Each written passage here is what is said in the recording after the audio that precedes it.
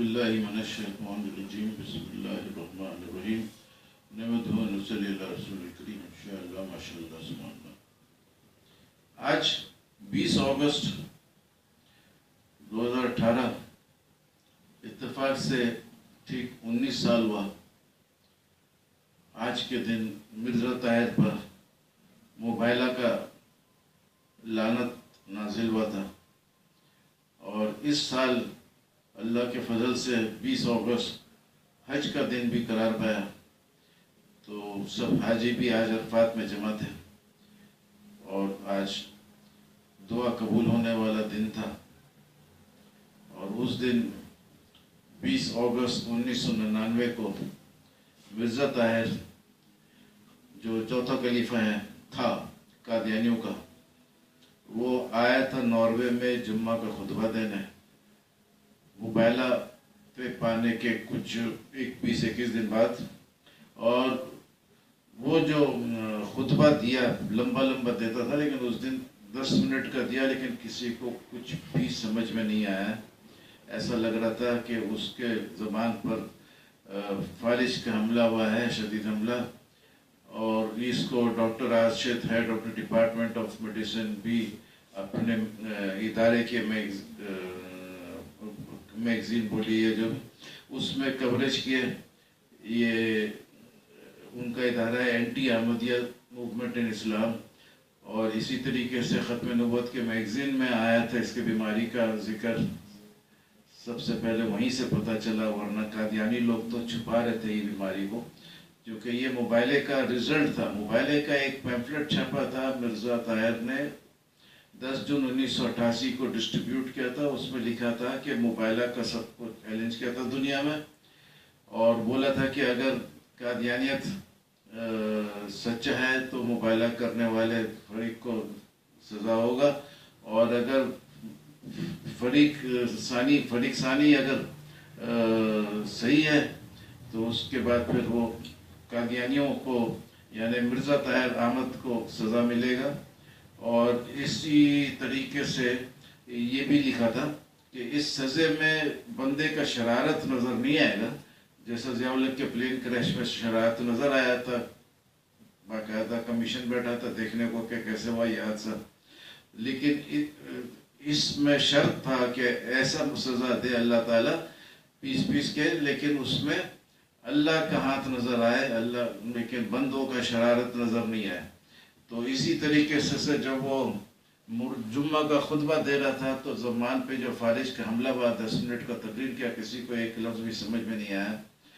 تو یہ اللہ کا ہاتھ نظر آئے، اس میں کوئی بندے کا شرارت نہیں تھا۔ اور مزے کا بات یہ کہ اسی دن الفضل لندن میں خبر شائع کیا تھا کہ موبائلہ ہونے کا، تو موبائلہ ہونے کا خبر کے بارے میں یہ تھا کہ میگزین اور نیوز پیپر وغیرہ میں آنا چاہیے۔ تو جس دن میگزین میں آیا الفضل میں 20 اگست کا پہلے دفعہ آیا، اسی دن چند گھنٹوں کے اندر میں اس کے پر لعنت آ گیا، اور اس طریقے سے وہ جھوٹا ثابت ہو گیا۔ اور جھوٹا ثابت ہونے کے لیے کیوں یہ میرے ساتھ موبائلہ کیا، میرے ساتھ موبائلہ کیا کیوں؟ کیونکہ اور تو بہت لوگ جاتے تھے اس سے موبائلہ آفر کرتے تھے، منظور احمد چنگیوٹی صاحب لنڈن جا کے آفر کرتے تھے، اس کا ایکسیپٹ نہیں ہوتا تھا۔ میرا کیوں ایکسیپٹ ہو گیا؟ کیونکہ میرا اللہ کی طرف سے ہونا تھا یہ میں تو آفر بھی نہیں کیا تھا، بلکہ ماڈل کالونی کراچی میں کچھ لوگ تھے، وہ آ کے میرے کو کنٹیکٹ کیے تھے پہلے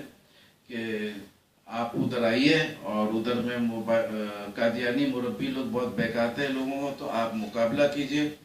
تو میں ادھر گیا مقابلہ کرنے کو۔ 20 مئی کو پہلے دن میٹنگ تھی۔ وہ لوگ بولے کہ پہلے کیوں نہیں بتایا، الیاس ستار آ رہا ہے، تو اس مضمون کا جواب لے کے آتے لیکن وہ 27 مئی کا پھر ڈیٹ لیا، اور 27 مئی کو کیٹی بندر میں ریلیف ورک کے لیے چلے گئے اور نہیں آ سکے۔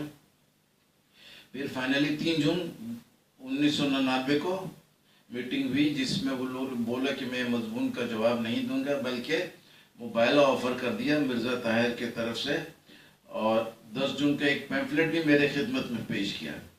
اور موبائلے میں کلیئر لکھا تھا کہ زیر بحث الیاس تار کا نامی چیلنج والا مضمون تھا، اور اسی مضمون کے اوپر میں مباحثہ ہوا. یہ مضمون آپ کے سامنے ادھر رکھا ہوں. اور مباحثہ جو ہوا تھا وہ اس کا 30 جولائی 1999 کو مرزا طاہر نے ادھر لندن کے جلسے میں اناؤنس کیا تھا. تو یہ 30 جولائی کو اناؤنس کیا تھا، اور 20 اگست کو جس دن وہ شرط پورا کیا کہ وہ میگزین میں پرنٹ ہو گیا، اسی دن چند گھنٹوں کے اندر اس کے زبان پر فالج کا حملہ آیا.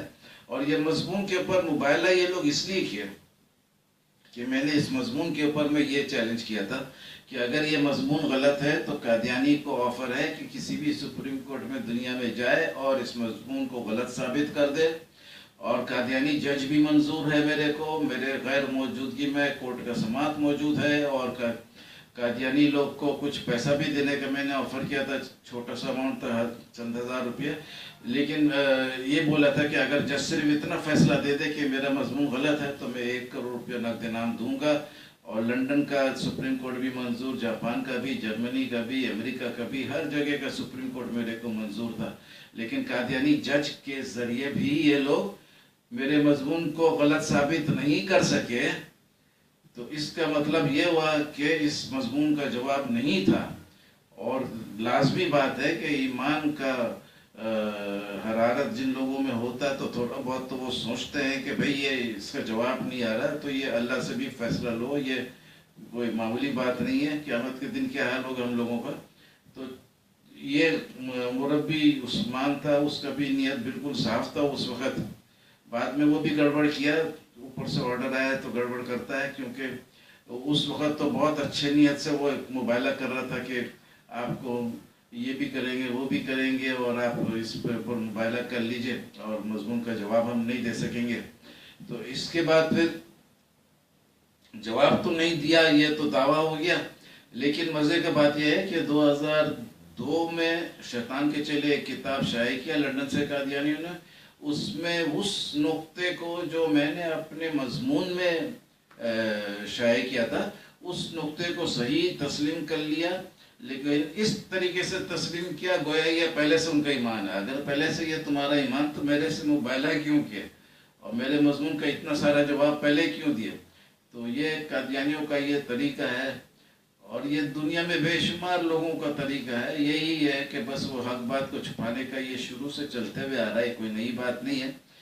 لیکن قادیانیوں کے ساتھ بھی یہ ہوا، اور قادیانیوں کا چونکہ یہ ماڈرن ایج میں ہوا، ٹی وی میں اناؤنس ہوا اور سب کو دیکھا، اور اس کا پھر بعد میں 10 سپٹمبر کو آیا اور اناؤنس کیا کہ میں بیمار تھا، میرے سے وزارت سے بات نہیں ہوتی تھی، اور میں آپ کے سامنے آیا ہے، آپ دیکھ لیں آپ کہ میں بالکل نارمل ہوں.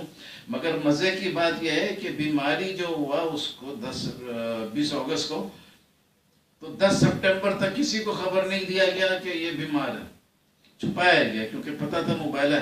جب 10 سپٹمبر کو کچھ بہتر لگا اور جمعہ کے نماز میں شرکت کیا، پڑھایا تو نہیں شرکت کیا، تو پڑھایا تو نہیں تھا اس میں میرے خیال جہاں تک یاد آ رہا، لیکن شرکت کیا تو اس میں کیا بولتے ہیں اس میں بھی پتہ چل رہا تھا کہ بہت بیمار تھا. لیکن اس کے بعد یعنی 10 سپٹمبر کو جب بتا دیا کہ میں بیمار تھا اس لیے نہیں آ رہا تھا، اس کے بعد روزانہ کافی عرصے تک دعا کا اپیل، صدقہ کا اپیل.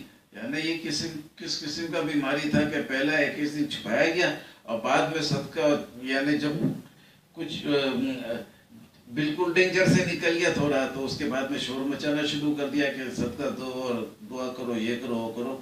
اور مزے کی بات یہ ہے کہ مرزا غلام احمد اس کا جو دادا تھا اس نے کہا تھا کہ اگر مباحثہ ہو جائے تو جھوٹے جو سچے کی زندگی میں جھوٹا فوت ہوتا ہے. تو اس کا قول کے مطابق بھی مرزا طاہر میری زندگی میں فوت ہو گیا. تو مرزا غلام احمد کے قول کے مطابق اس کا شرط یہ تھا کہ اگر مباحثہ ہو تو سچے کی زندگی میں جھوٹا فوت ہوتا ہے.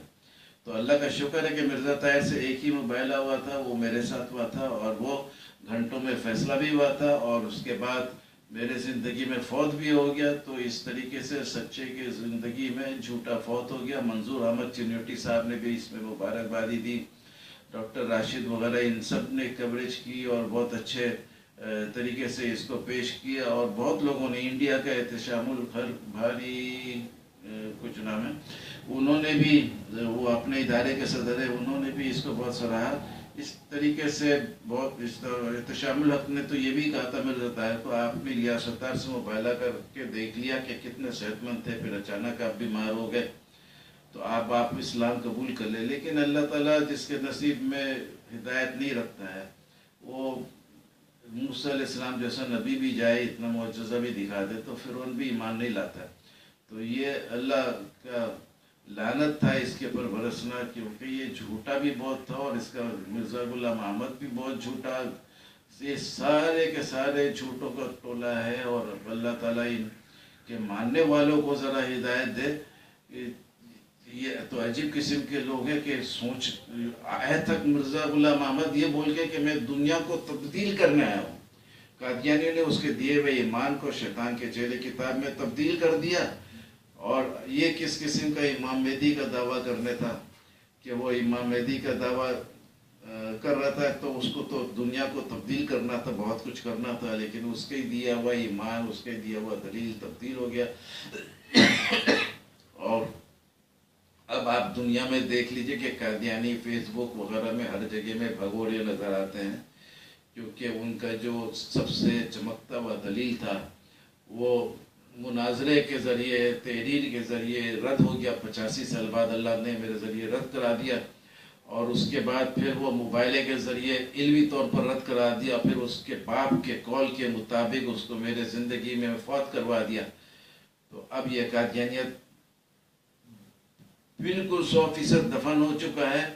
کسی ایک نے چھوٹا سا مضمون لکھا تھا، نظم لکھا تھا 4 لائن کا کہ مرزائیت کو مار کر دفنا چکے ہم، جھوٹوں کو ان کی قبر تک پہنچا چکے ہم، مرزا جی نہ نبی تھے، نہ مہدی نہ مسیح، ان کی کتابوں سے انہیں جھٹلا چکے ہم۔ تو اب یہ لاکھ جھوٹ بولتے رہے، ماتم کرتے رہے، جب وقت آئے گا اللہ تعالیٰ ہدایت کا نور دنیا میں پھیلائے گا، ان لوگوں کے نصیب میں بھی جن کو ہدایت ملنے کی ہوگی ان کو ملے گی۔ اس کے ساتھ آج آپ سے رخصت لیتا ہوں۔ وآخر دعوانا الحمدللہ رب العالمین۔